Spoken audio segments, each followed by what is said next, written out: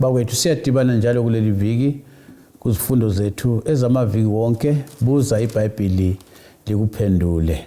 Hamba labafundisi bamababili amajaha kompofu aphahle indlovu, mina ngumfundisi uS Ndlovu, ngihamba lo CK lo OP, ngizathi basamukele. Siyabonga mfundisi, salibonani balaleli, siyahlangana njalo kuhlelo lwethu buza iBhayibheli likuphendule lapho imibuzo yethu yonke singaba layo ephendulwa lilizwi likaNkulunkulu. Okhuluma ngumfundisi umpofu CK. Salibonani balaleli, kuyintokozo yami njalo lathi sonke lapha kuhlelo ukuhlangana lani njalo kule iviki ngesikhathi sethu esifana nayo, isikhathi esihle lapho esifunda indaba ezimnandi, indaba zelizwi likaThixo. uNkulunkulu kasenzele umusa, sengathi ke phakathi kwethu sonke uNkulunkulu ngasisiza sibe lokulangatha ukufunda leli lizwi, silikholise lisipha amandla okuphila kona lo mhlaba. Mfundisi OP Mpofu, siyabonga. Siyabonga abafundisi, siyabonga kakhulu kubana lisincedise. Sikhangela incwadi kaSambulo balaleli, sesibanga emaphethelweni ayo. Ithini ngikhulume njalo ukuthi uma ufuna ugwalo oluhlona impikiswano enkulu ngesindebele, the great controversy, silunika mahala. Bakhona sebelutholile. Khona sebelutholile, ungathumela umbiko wakho kulezi nombolo zocingo 0718 196 0718 siyakuthumela, sizalungisa ubana uluthole njalo olugwalo luza kuncedisa ukuzwisisa lezi zifundo abafundisi abasinika zona. Bafundisi, ngithemba ukuthi siphile kahle, singaphinda indima nesazibala kuviki eliphelileyo kwenzela ukuthi abasikhuma namhlanje bahambe lathi. Mfundisi CK, ake sizibale bese sixoxa ke sisukela khonapho. uSambulo 21 indima ka1 sisiya kwelika 5. Siyabonga mfundisi wami. uSambulo 21 verse ngelakuqala sisiya kuma kwelika 5. Ithona ke ngase ngibona izulu elitsha lomhlaba omutsha, ngoba izulu lokuqala lomhlaba wokuqala kwase kudlulile, lolwandle lungasekho. Ngabona umuzi ongcwele iJerusalema elitsha usehla uvele ezulwini kuNkulunkulu, ulungisiwe njengomlobokazi ocecele umkakhe.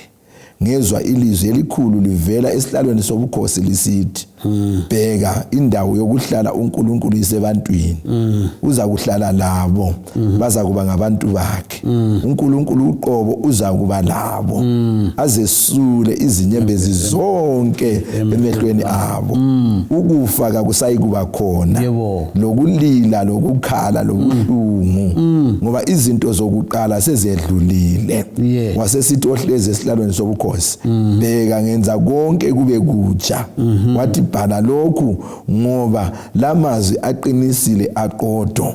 Wasesithi kimi sokwenzekile, ngingu-Alpha lo-Omega, ukuqala lokugcina. Siyabonga mfundisi. Indaba yeJerusalem elitsha kule ngoma engiyithandayo ethi bengena eJerusalem elitsha. Kunjalo. Ngiyayithanda kakhulu. Mfundisi, sincedise indaba le yeJerusalem elitsha ukuthi nxa sikhangele eBhayibhelini kuyini esikufunda ngayo. Siyabonga mfundisi. Siyabonga. Njengoba kade sifunda ngayo indaba leyi encwadini kaSambulo kuTestament elitsha. Kakutsho ukuthi kayikho kuTestament elidala. So sifuna ukuthi siyikhangele futhi siyithathela encwadini kaIsaya kuTestament elidala. Ngakho ke ngizafunda uIsaya ngo52 ivesi ngelakuqala.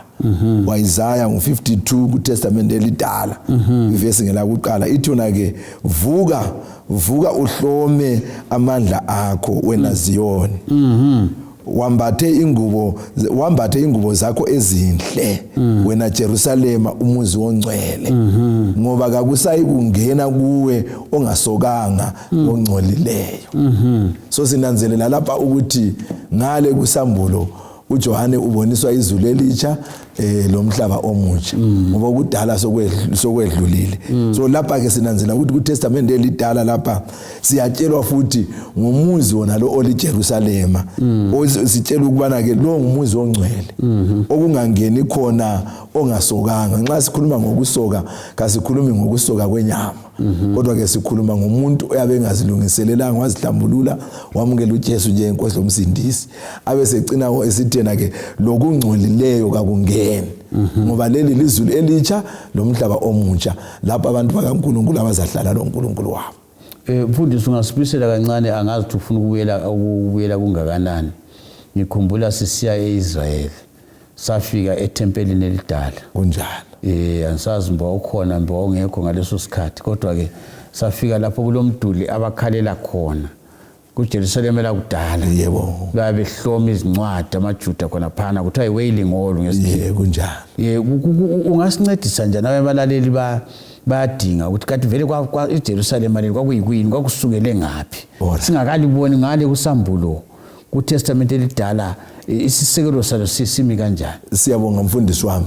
Njengobana ke laphana sike safunda kuExodus 25 ivesi lika 8 esithena ke ngakhelani indlu engcwele ukuze ngihlale phakathi kwenu. Sizananzela ukuthi iJerusalem lakuqala lakhiwa nguSolomon.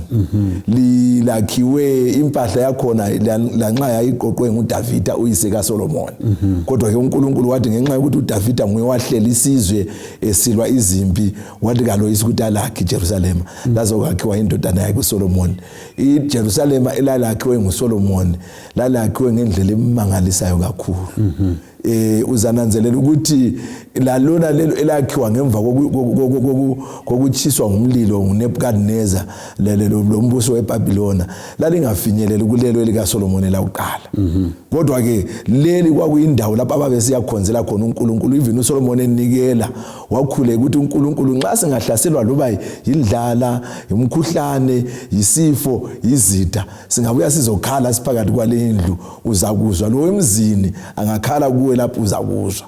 So iJerusalem leli lalingumfuziselo wendawo uNkulunkulu ayehlala kuyo phakathi kwabantu bakhe. Ehlangana nabantu bakhe. Mfundisi Obi angazi ufuna ukuyithatha khona lapho. Siyabonga. Ngingayithatha igama lona elokuthi Jerusalem. Ngolimi ligama lesiHebheru. Ligama elibunjwa ngamabala amabili. Igama elithi idolobha legama elithi ukuthula. Ukuthi Jeru lokhana kuvela kugama elokuthi hiri elithi idolobha.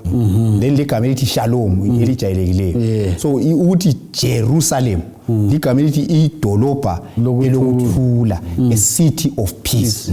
So uNkulunkulu wayijonge ukuthi Jerusalem kuTestament elidala kube indawo lapho abantu abazabuya khona bethole ukwazi ngaye bathole ukuthula. Bengisadinga sibili imbali yalo kuhle lapha ngibona uDavida nguyokuqala kunjalo ukwakha leso sikolo kunjalo kuma ngamaJebusite kunjalo ngamaJebusite. So uNkulunkulu wayijonge ukuthi idolobho lona lelo libe yisigodlo sokulunga emhlabeni, the capital city of righteousness. Yikho ungananzela eBhayibhelini kuba lamadolobha amabili, kwedolobha leJerusalem ledolobha leBhabhiloni. So idolobha leJerusalem kwakuyidolobha usodolobho kaNkulunkulu. uSathane le wasekopa wabuya lelakhe idolobha leBhabhiloni. So idolobha lelo uNkulunkulu wayijonga ukuthi ukuthula lenkolo yokulunga isuke la imemetheke umhlaba wonke. Kodwa amaJuda kabasathembekanga kuNkulunkulu. Yikho ke uNkulunkulu wasithi sengizakwenza iJerusalem elitsha okuzangena khona abaseliyana lehlule bebithi ngizabuyela mfundisi nyakwantu ufuna ukuya phambili kodwa ngizakubamba khona apha ukuthi kulabanye abakholwa ngizobaqamba ukuthi kusamele kubuyelwe khona phana kumele sibasuse abalomcabango ukuthi uNkulunkulu khona ezavusa leliyana elidala. Ungakhumbula intshu labafundi khona umbuso uzakuvuselela nini kunjalo ungabancedisa njani abantu? Singabuyela khona phana kuMateyu 24 bathi bekhuluma bemangala itempeli eJerusalem. uJesu wabatshela ukuthi itempeli akulalitshe elizasala phezulu kanjani kwelinye. Ngokuya kwesikhathi njalo imbali iyasitshela. Owakuqala siyafunda ukuthi uJesu esifa iveli letempeli ladabuka eJerusalem. Inyamazana kwawumele yenze umhlatshelo ngaleso sikhathi yaphunyuka yabaleka. Uhambe futhi embalini uye ku-AD 70 iJerusalem yayenziwa njani? Yabhujiswa, itempeli labhujiswa. So khona lokho kuyibufakazi obugcweleyo ukuthi hayi iJerusalem elemhlabeni lapha uNkulunkulu walidela dala waqeda ngalo ngoba amaJuda kabamvumanga ukwamukela uJesu.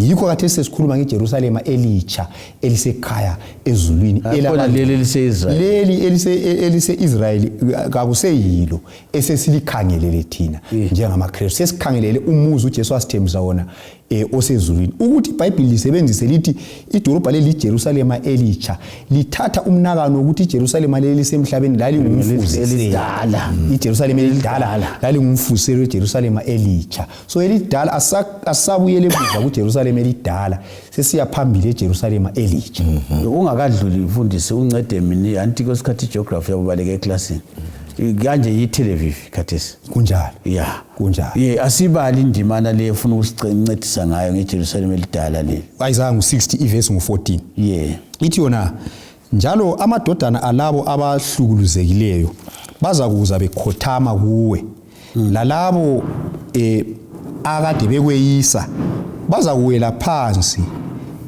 ezinyathelweni zakho baza kubiza idolobha lakho bathi lidolobha lenkosi izayoni likangcwele kaIsrayeli so umuzilo ongcwele okuthiwa iJerusalem kusukela kuTestament elidala ubizwa kuthiwa lidolobha lenkosi iBhayibheli esithi the city of the Lord so nxa iBhayibheli ikhuluma ngeJerusalem elitsha ikhuluma ngedolobho elibuswa nguJesu yena ngokwakhe so idolobha leli esiyithenjiswayo lidolobha eliyabe libuswa nguJesu yena ngokwakhe lapho uJesu abusa khona ukuthi akula kufa lapho uJesu abusa khona ukuthi akula zinyembeza ngoba yena uthi uyikuvuka lokuphila so ngezinye indlela lidolobha elingcono kulamadolobha wonke umuntu angacabanga emhlabeni ngoba lidolobha lenkosi lidolobha elingcwele akula umuntu ozadinga security khona ngale akula umuntu ozadinga ireservoir ngoba kubusa inkosi kulokulunga kulelo dolobha lidolobho lenkosi usincede mfundisi kulamagama amabili uZayoni lo Jerusalem sikhuluma into efana nayo uzayoni singathi intaba eyayiseJerusalem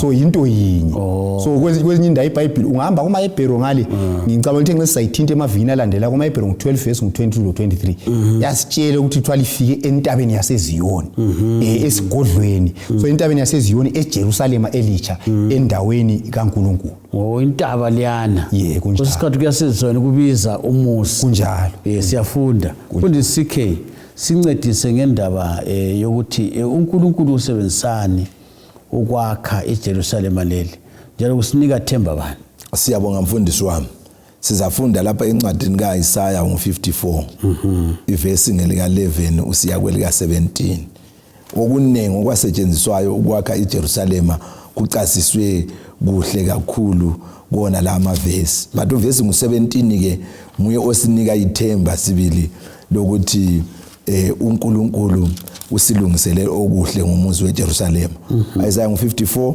verse 11 ngisiya kwelika 17 ithi yona ke inkosi ithi wena ohluphekayo lohlukuluzwayo ongelamduduzi ngizakwakha amatshe akho abe mahle ngizibeke izisekelo zakho ngamatshe athiwa ngamasafaya ngizakwakha impotsongo yakho ngamatshe athiwa iagate lamasango akho angamatshe athiwa iruby lo mduli wakho wonke ngamatshe amahle wonke amadodana akho azafundiswa inkosi lokuphumelela kwawo kuzakuba kukhulu uzakuqiniswa ngokulunga uzavikeleka ekucindezeleni ungesabi uvikeleke kokwesabekayo kakuyi kusondela kuwe uba uhlaselwa lokho kuzabe kungaveli kimi loba ngubani olwa lawe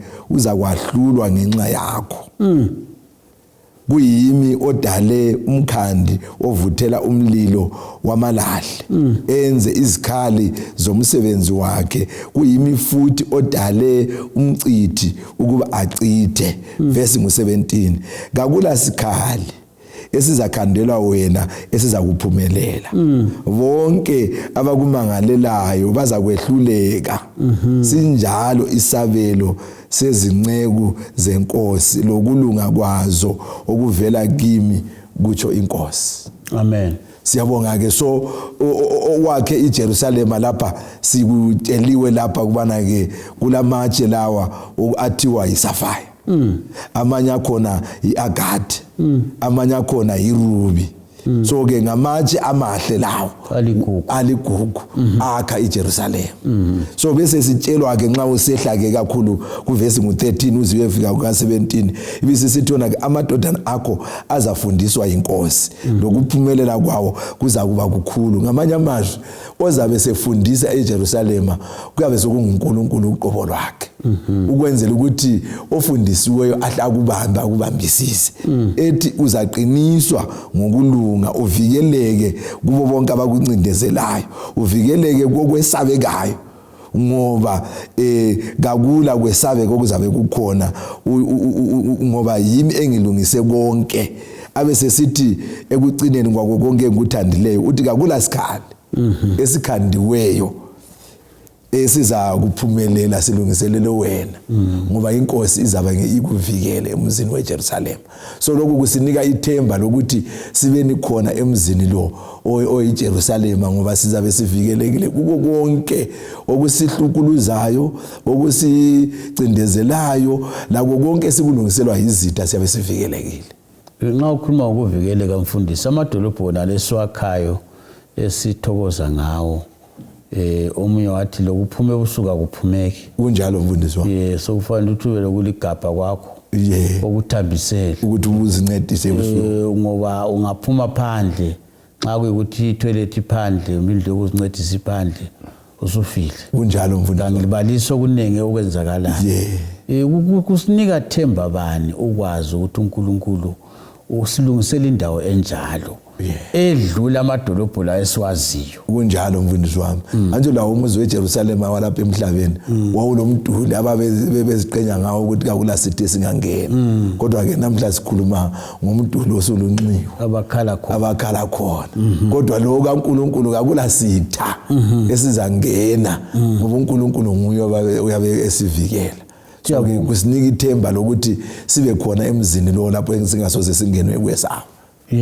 Mfundisi Ophi kukufaniswa lana nalumuzi siyabo ngasukhangela eBhayibhelini siyabo ungakhangela njalo kuYisaya khona phana ngo51 uzananzela ukuthi ukhanya uJohane kusambulo imfanekiso yakhe ayikhuluma eJerusalem wayiboleka kakhulu encwadini kaIsaiah ayisekhuluma kakhulu ngeBhabhiloni waboleka kakhulu kuJeremiah uyasitshengisa lokhu futhi ukuthi iBhayibheli liyafakazelana uqhakathekile kakhulu.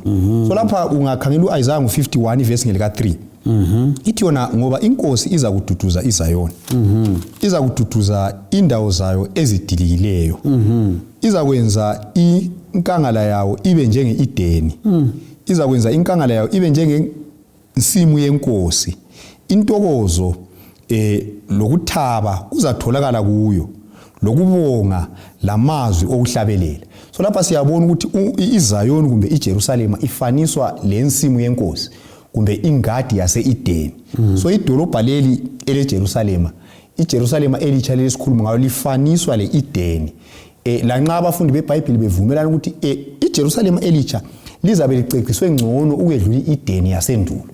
Kodwa iBhayibheli lapha iyasivezela ukuthi nxa sifuna ukuphosa sizwisise ukuthi eJerusalem elitsha kuphilwa njani kumele sikhangele impilo yaseEdeni. eEdeni kwakusenzakalani ngokwesibonelo abantu babekhuluma loNkulunkulu ngobuso uNkulunkulu babengadingi ukuthi bathi uNkulunkulu bakhulumela uNkulunkulu engasoze afike khonapho phakathi kwabo ngoba wayeselisuka babekhuluma laye bemkhangele njengomuntu ekhuluma lomngane wakhe yona sikhuluma sikhangelene kunjalo. So lasemzini lo ongcwele eJerusalem elithi uNkulunkulu siyabe simkhangele ngobuso khathesi uNkulunkulu angabuya lapha ngeke simkhangele ngenxa yesono. Yikho ungafunda sike sakuthi into evikini eliphelele ukuthi sebewonile kwakungasavuma ukuthi bahlale la eduzane babaleka. Kodwa siyabona ukuthi eEdeni isono singakangeni uNkulunkulu wayekhuluma labo eEdeni impilo yayinhle kwakungela nyamazana edla eyinye kwakungela meva yonke into nje yayihamba kuhle ensimini yaseEdeni. So siyabona lapho ukuthi iJerusalem lifaniswa lensimi yaseEdeni kodwa esikubongayo lokusipha amandla ukuthi iJerusalem elitsha leli liyabe liceciswe laba ngcono ukwedlula insimi yaseEdeni. Yikho iBhayibheli sithi lihlo kalikubonanga endlebe kayikuzwa. Siyabonga mfundisi siyabonga kakhulu. Mfundisi CK sincedise ukuthi uNkulunkulu uthini ngaleli Jerusalem. Siyabonga mfundisi isifiso sakhe lapha sibona isifiso sikaNkulunkulu lapha ngeJerusalem leli safunda kuIsaiah ngu45 ivesi ngelika 14 uIsaya ngu45 ivesi ngelika 14 Kasithe vele uJohane uboleka kakhulu lapho kakhulu kuIsaya yeah so ithi yona ke inkosi ithi izisebenzi zaseGibhithe labathengisi baseEthiopia labantu baseSheba bethwele imithwalo bazakuza kuwe babe izigqili zakho baza kukulandela bebotshiwe ngamakhethani bakhothame kuwe besithi impela uNkulunkulu phakathi kwenu ngakho omunye ngaphandle kwakho so sinanzelela lapha ukuthi injongo kaNkulunkulu ngeJerusalema lesifiso sakhe kwakuyikuthi iJerusalema libe yisigodlo esikhulu somhlaba ngoba ukukhanya kukaNkulunkulu kwakuvele kumele kuvelele kulo yikho ekucineni kwako konke uNkulunkulu uzakwenza ukuthi iJerusalema elitsha eliyabe lisemhlabeni omutsha libe yisigodlo somhlaba wonke leminye imihlaba engawanga uzabe ebusa uNkulunkulu eseJerusalema lona lelo uNkulunkulu wayeloyisa ukuthi iJerusalema endala ngabe kwabanjalo abantu bananzelela ukuthi uNkulunkulu owadala izulu lomhlaba uphila phakathi kweJerusalema. Mfundisi ungakudlula masinyane kuchasise lokho kuchasisayo ukukhulumayo ukuthi xa usithi wena iJerusalema elitsha lizaba isigodlo somhlaba wonke lemhlaba engawanga seuniverse yes abanye abakwazi ukuthi umhlaba engawanga kuyi alright kwezwakala ncedisa abalaleli bonke ukuthi nxa usithi wena lemhlaba engawanga alright ngiyakwazi ukuthi umfundisi kwakhuluma ngamazulu lingancedisana ukuthi izulu xa kuthiwa ngabona izulu elitsha lomhlaba omutsha angithi kodwa kulemhlaba enjengomhlaba wona ngiyakhumbula ukuthi kuye kwaba lesiphithiphithi abantu befuna ukuya kumazi angazi besokwaphela sakulandela abantu bebhalisa ukuthutha la bayahlala kumazi ngithi nxa ungakuthi ngamafitshane siyabonga mfundisi antsho singaboleka olemini lwemzini siyakwazi ukuthi umhlaba lo esikuwo bizwa kuthiwa yiplanet planet earth kodwa ke kulamanye amaplanet agoqela oMercury oJupiter labo bani so ke kathesi sinanzelela ukuthi ngenxa yolwazi abantu sebenanzelele ukuthi kweminye yemhlaba le kuyaphileka kulempilo kodwa ke ungafunda sibili iBhayibheli liyasicazela ukuthi engxenye imhlaba yakho niyedlula yona le amaplanet esiwaziyo so esikutshoyo ukuthi emhlabeni yona leso kubonakala ukuthi kulempilo uNkulunkulu uzabe engekho kuyo usigodlo sakhe lapha azabe khona uyabe ku planet earth kumhlaba lo esikuwo ngenye indlela futhi kulabantu abangakaze basihlisa inyembezi kunjalo mfundisi abangaze bayesibhedlela kunjalo abangala BP ekhwela kunjalo mfundisi ngangezela ungafunda kumaHebheru umaHebheru yakuthi uNkulunkulu wadala imihlaba ungafunda umaHebheru ngo1 verse 2 yakuthi uNkulunkulu wadala imihlaba isebenzisa ubunengi so uNkulunkulu adalanga umhlaba oyi1 wadala imihlaba eminingi abanye abafundi beBhayibheli banakanela ukuthi ngale kuJobe nxa kukhulunywa ngamadodana kaNkulunkulu kukhulunywa ngezakhamizi ezihlala ikela ngithi ezihlala kuleyo mhlaba enjani engawanga encwadini kaJobe ngale izakhamizi lezo lokho ezililungelo lokubuyela ezulwini zisiyahlangana loNkulunkulu xa kuthiwa bahlanga babe kwakulomhlangano ezulwini lamadodana akhe so amadodana kaNkulunkulu nalawo ngabantu abavela emhlabeni enjani engawanga so yikho esikubona lapho ukuthi uNkulunkulu kasoze ayefaka idolobho lakhe icapital city kuleyo mhlaba engawanga lapha sibona ukuhlonitshwa kukaplanet earth okumangalisayo ngoba uplanet earth uzaba icapital city yemihlaba yonke edalwe nguNkulunkulu so uNkulunkulu wona lo mhlaba owangena esonweni lapho uJesu abuya khona wayebethelwa khona esiphambanweni yikho okuzaba ngusodolobho womhlaba wonke ingoma lanethi zazingamachumi alithoba abanye bayifanisa ngaleyo ndlela mfundisi kunjalo ukuthi yebo ngakhuluma ngemvu kunjalo ukuthi phakathi kwezilikhulu kwalahleke yodwa kunjalo kodwa ke bayafanisa futhi umhlaba wethu kunjalo ukuthi walahleka abona laba bona ngezemkhathi kulabantu ababhizi ngemkhathini abakazi bayibona umhlaba leyo ekhuluma ngayo ngicabanga ukuthi abakaze bayibone ngesizathu sokuthi lapho ngabona umuntu olesono njengathi kafiki ngoba ngibona ngathi kungaba lohlupho ngomuntu engazithola sekhona ngathi kungaba lenkathazo bona abakutsho ngamaplanet la sewadiscover kabakwazi sibili ukuthi kulabantu bayacabangela kunjalo kuyacabangela indaba emangalisayo sikhangele khonapho mfundisi isithembiso sikulabo abanqobayo. Siyabonga. Sithathele khonapho ngoba ukhuluma ngokuthi khona abantu bazahlala la kunjalo. Umhlaba swenziwe ebutsha. Kunjalo. Usambulo 3 verse 12. Ithi yona onqobayo ngiza kumenza insika ethempelini likaNkulunkulu wami. Njalo akayi kuphinda aphume futhi. Ngiza kubhala kuye ibizo likaNkulunkulu wami, lebizo ledolobha likaNkulunkulu wami, iJerusalema elitsha, eliza kwehla livela ezulwini kuNkulunkulu wami. So lapha siyabona ukuthi abanqobayo bazaphiwa isabelo saphakade ukuthi babe ngamalunga edolobha elitsha, baphile khona kungabe lo muntu ozabasusa futhi. So ngezinye indlela eJerusalema kuya kungena abanqobayo, yibo abazaphila babe lelungelo lokuhlala khona. Mfundisi akuyinabululi indaba yokunqoba le. Ungayitshintsha njalo nanti ungumfundisi. Kunjalo. Uyazizwa ukuthi uthini. Kodwa umuntu uyamangala kathi umfundisi ukhuluma ngani. Nxa ekhuluma ngokunqoba lokhu ngiyakwazi ukuthi lami ngiyakuzwa. Kodwa nxa umunye kasizwe ukuthi sithini. Siyabonga. Ngamafitshane ngasikhuluma ngokunqoba sikhuluma ngokwamukela uJesu. Umuntu abalekele impilo yesono. Bese ukuthi ngegazi lika Jesu lamandla kaMoya Engcwele aphila impilo yokunqoba isono emhlabeni. Asikhulumi ngokunqoba kwezikhali, kodwa sikhuluma ngokunqoba isono ngegazi lika Jesu. Yibo abantu abazakungena kuleli dolobha elingcwele. Isikhathi sami sesithinga ngubuza kanje mfundisi waye bathi wona kunzima uba ngumKristu, kunzima ukunqoba. Ungabanika ithemba bani? Ngingabanika ithemba lokuthi akhona amandla egazini. Haleluya. Isono siyanqobeka ngamandla egazini. Hayi uyiqedile indaba.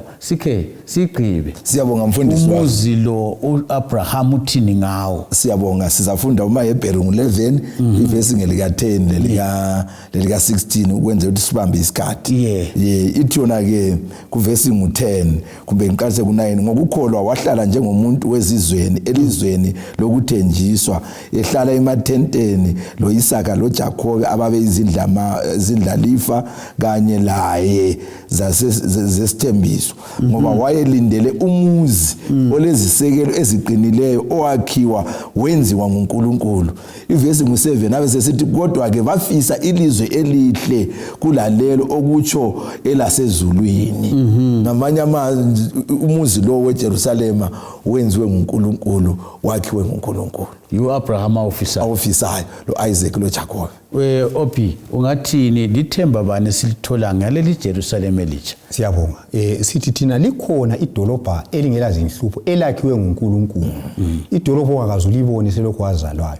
Ungaba lelungelo lokuyangena kulelo dolobha, ungavumela ukuthi uJesu abuse impilo yakho. Mlaleli, uJesu kabe ngumngani wakho. Likhona ilizwe elihle impela, izwe lingachazwayo emzini okhanyayo. Kulapho esinxuselana khona ubana kasiyeni khona. Kasidibane njalo kuvikela izayo isikhathi esifananayo endaweni efanayo. Siyabonga.